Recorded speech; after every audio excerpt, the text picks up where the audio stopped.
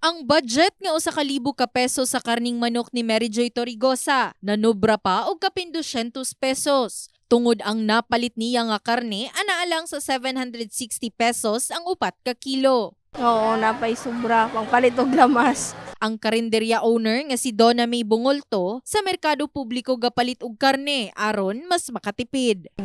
Kanang 360 nila as is jud na wala siya mark up, wala siya mark down. Mayo 20 ning tuiga, walay nahitabong pag-usbaw sa presyo sa karning baboy ug manok. Ang presyo sa pork belly matag kilo anaa gihapon sa 380 pesos, pork chop 360 pesos ug pork ribs nga 320 pesos. Samtang ang buo nga manok anaa gihapon sa 190 pesos matag kilo. Samtang ang choice cut anaa gihapon sa 200 pesos ang kilo. Maora gyapon ma'am, sa karon wala pay pag-increase. Tong last nga, tong Ramadan sa Sumala pa sa mga namaligya, wala pa usab lauman nga pag-usbaw sa presyo ni ini sunod simana. In the heart of changing lives, kini si Liza Labajo, Brigada News.